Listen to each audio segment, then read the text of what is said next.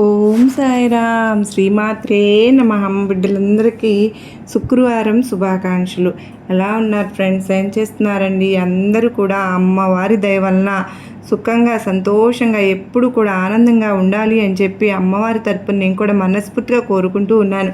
ఈరోజు అమ్మవారు అందించే సందేశం ఏంటి అంటే కనుక, తల్లి నా బిడ్డలకు మాత్రమే, ఆడబిడ్డలకు మాత్రమేనమ్మా ఇది విన్న నీ ఇంట నువ్వు ఏ రోజైతే వింటావో ఈరోజు శుక్రవారం రోజున సరిగ్గా 3వ రోజు ₹1,00,00,000 అనేవి నువ్వు అందుకుంటావమ్మా అని చెప్పి ఏదో తెలియని సందేశాన్ని ఈరోజు అమ్మవారు అయితే మనకు అందించాలి అని అనుకుంటున్నారు. మరి అమ్మవారు ఏమి సందేశం అందించినా కూడా అది మన భవిష్యత్తుకు పునాది అని చెప్పి మనందరికీ కూడా తెలిసిన విషయమే కదా. మరి ఎవరికైతే అమ్మవారి మీద పూర్తి నమ్మకం విశ్వాసం ఉన్నాయో వారందరూ కూడా ఈ వీడియోకి ఒక చిన్న లైక్ అయితే ఇచ్చి వీడియోని వినడం స్టార్ట్ చేయండి. దానికంటే ముందుగా చాలామంది కూడా అమ్మవారి గురించి, అక్క మేము ఎన్నో రకాల సమస్యలతో సతమతం అయిపోతూ ఉన్నాము, మాకు ఈ గురు శుక్రవారాల్లో మాకు అద్భుతం జరుగుతుంది అక్క, నిజంగా మేము పొద్దున్నే ఈరోజు అమ్మవారు మాకు మా జీవితంలో ఎటువంటి సందేశాన్ని ఇవ్వబోతూ ఉన్నారా అని చెప్పి మేము ఎదురు చూస్తూ ఉంటాము.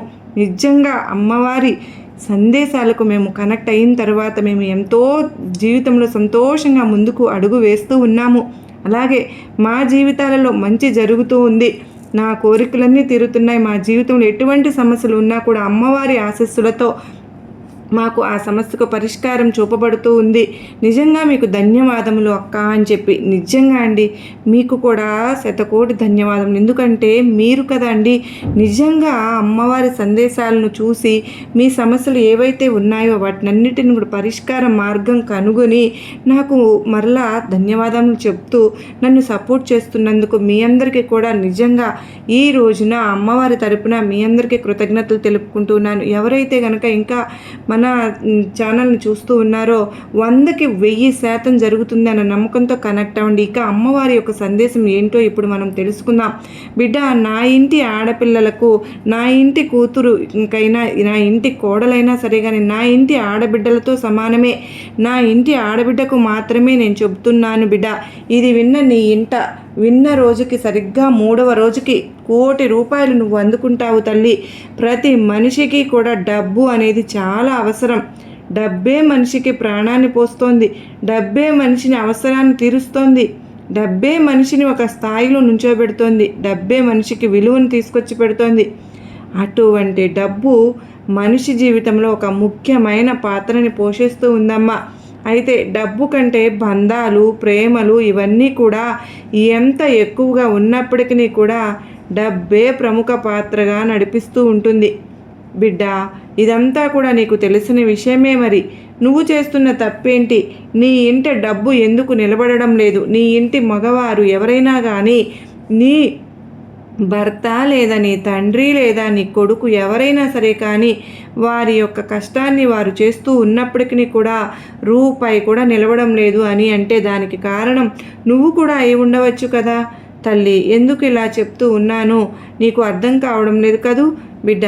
మగవారి యొక్క విజయం వెనుకాల ఆడపిల్ల ఉంటుంది అని చెప్పి వినే ఉంటావు కదా తల్లి.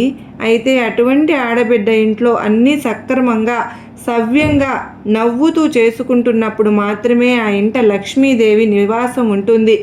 ఏ ఇంట అయితే తరచుగా భర్తతో కానీ లేదా బిడ్డలతో కానీ కోడళ్లతో కానీ అత్తలతో కానీ ఇలా గొడవలు జరుగుతూ ఉంటాయో ఆ ఇంట లక్ష్మీదేవి నివాసం ఉండదు.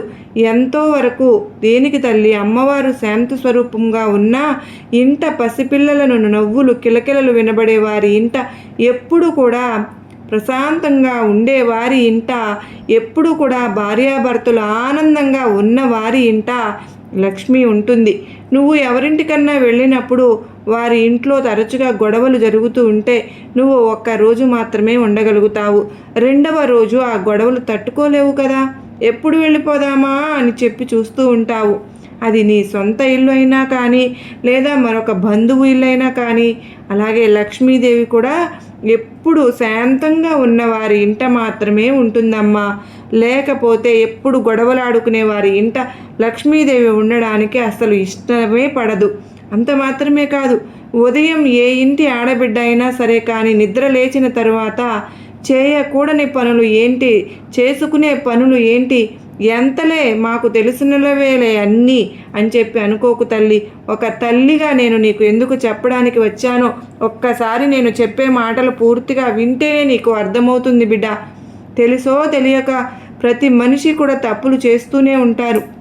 ఆ తప్పులు సరిదిద్దుకుని మనిషిగా జీవితంలో అన్నీ తెలుసుకుని తన యొక్క పనిని ప్రారంభించినప్పుడే జీవితంలో తను ఎదగాలి అనుకున్న స్థాయికి ఎదగగలుగుతారు.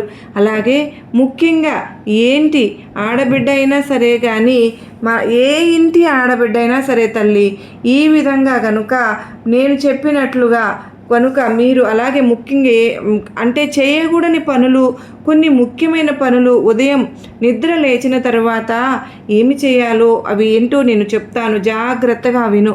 ఉదయం నిద్ర లేచిన తర్వాత మురికి పాత్రలను అస్సలు చూడకూడదు బిడ్డ. ఎందుకంటే మురికి పాత్రలు నువ్వు ఎప్పుడైతే నైట్ అంతా ఉంచుతావో రాత్రి సమయంలో వాటి నుంచి వచ్చే దుర్వాసన వల్ల ఇల్లంతా కూడా నిండిపోయి ఉంటుంది. వాటి కోసం బొద్దింకలు, చేమలు, వంటగది అంతా కూడా నిండిపోతాయి. ఇలా నిండిపోయినవి బొద్దింకులు వేరే యొక్క తినే ఆహార పదార్థాల మీద పాకినప్పుడు ఆ ఇంటిల్లపాది కూడా అనారోగ్యం పాలవుతుంది. అలా అనారోగ్యం పాలైనప్పుడు ఎవరికీ కూడా మనశ్శాంతి ఉండదు. అక్కడ లక్ష్మీదేవి నివాసం ఉండదు. అక్కడ ధనం అనేది ఖర్చు అయిపోతూ ఉంటుంది. అందుకనే మన యొక్క శాస్త్రాల ప్రకారం, పురాణాల ప్రకారం రాత్రి సమయంలోనే మురికి పాత్రలను కడిగి పడుకోవాలి అని చెప్పి రాసి పెట్టి ఉంది బిడ్డ. ఇక రెండవది ఏంటి అంటే కనుక చెడిపోయిన గడియారం అనేది ఎప్పుడు కూడా ఉదయం నిద్ర లేచిన తరువాత చూడనే కూడదు. ఎందుకంటే మనిషి యొక్క ప్రశాంతత అనేది తనకు ఆయుష్ను పెంచుతుంది. చెడిపోయిన గడియారంలో సమయాన్ని నువ్వు చూసినప్పుడు అది నీకు చెడిపోయింది అని నీ మనసుకు గుర్తు రానప్పుడు నువ్వు ఎక్కడికైనా ఆఫీస్కి వెళ్ళాలనుకున్నా, పిల్లల స్కూలుకు వెళ్ళాలనుకున్నా కూడా ఆ టెన్షన్లో పరిగెత్తుకుంటూ పని చేయడం వల్ల నీకు ఆ రోజు అంతా కూడా నెగిటివ్ ఎనర్జీ అనేది ఏర్పడుతుంది. కనుక చెడిపోయిన గడియారం అనేది ఎట్టి పరిస్థితుల్లో ఇంట్లో ఉంచుకోకూడదు అని గుర్తుపెట్టుకో. ఇక మూడవది అద్దం బిడ్డ. అవునమ్మా, ఎప్పుడు నిద్ర లేచిన తర్వాత తన యొక్క మొహం అంటే నీ యొక్క మోమును అద్దంలో చూసుకోనే కూడదు. ఎందుకో తెలుసా? రాత్రి సమయంలో మంచి నిద్రలో ఉన్నప్పుడు ఎన్నో రకాలుగా మన యొక్క మొహం అనేది మారిపోతూ ఉంటుంది. అంటే చింపిరి జుట్టుతోటి, కళ్ళ నిండా పుసులతోటి, నోటి వెంట పాచితోటి ఇలా మన మొహం మనం చూసుకోవడానికే కొంచెం వికారంగా ఉంటుంది. అలా నిద్రలేచిన వెంటనే అద్దంలో నీ యొక్క ముఖాన్ని నువ్వు చూసుకున్నప్పుడు ఏంటి ఇలా ఉన్నాను అనే ఆలోచన నీలో నెగిటివిటీని పెంచుతుంది. ఎప్పుడైతే ఉదయాన్నే ఆ నెగిటివ్ ఆలోచన నీకు వస్తుందో ఆ రోజంతా నీకు సంతోషం దూరమైపోతుంది అని చెప్పి గుర్తుపెట్టుకో. ఇక తరువాత ఆవిరి అనేది ఉదయం నిద్ర లేచిన తర్వాత చూడనే కూడదు బిడ్డ. ఏంటి అంటే కనుక పొయ్యి మీద నీళ్లు కాస్తూ ఉన్నప్పుడు వచ్చే ఆ పొగ ఆవిరి ఏదైతే ఉంటుందో, అన్నం ఉడికేటప్పుడు వచ్చే ఆవిరి ఏదైతే ఉంటుందో అది కూడా నీలో నెగిటివిటీని పెంచుతుంది. కనుక ఉదయం నిద్ర లేచిన తరువాత ఆవిరిని చూడకూడదు. ఇంకా అంత మాత్రమే కాదు, ఉదయం నిద్ర లేచిన తరువాత నలుపు పాత్రలను కూడా చూడకూడదు అని గుర్తుపెట్టుకో. అంటే నల్లటి పాత్రలు అంతకు ముందు రోజు వండి మాడిపోయిన ఉంటాయి కదా సామాను, ఇటువంటివన్నీ కూడా నలుపు అనే దాన్ని నువ్వు ఉదయం నిద్ర లేచిన తరువాత చూసినట్లయితే నీ యొక్క మనసు అంతా కూడా నెగిటివిటీతో నిండిపోతుంది. కనుక ఉదయం నిద్ర లేచిన తరువాత నలుపు పాత్రలు చూడకూడదు అని గుర్తుపెట్టుకో. ఇక తరువాత ఆరవది ఏంటి అంటే కనుక ఉదయం నిద్ర లేచిన తరువాత గుమ్మడికాయను చూడకూడదు. గుమ్మడికాయ మన ఆరోగ్యానికి ఎంత మేలు చేస్తుందో మన అందరికీ కూడా తెలిసిన విషయమే. కానీ కాకపోతే ఉదయం నిద్ర లేచిన తరువాత గుమ్మడికాయ మనలో నెగిటివిటీని పెంచుతుంది అని గుర్తుంచుకోవాలి. ఇక ఏడవది ఏంటి అంటే కనుక నీడ. ఎవరి నీడను వారు ఉదయం నిద్ర లేచిన తరువాత చూసుకోనేకూడదు. మనలో భయాన్ని, ఆందోళనను, కంగారును, టెన్షన్ను ఆ నీడ తీసుకుని వచ్చి పెడుతుంది. అంటే ఒక టైప్ ఆఫ్ నెగిటివిటీని తీసుకొచ్చి పెడుతుందన్నమాట.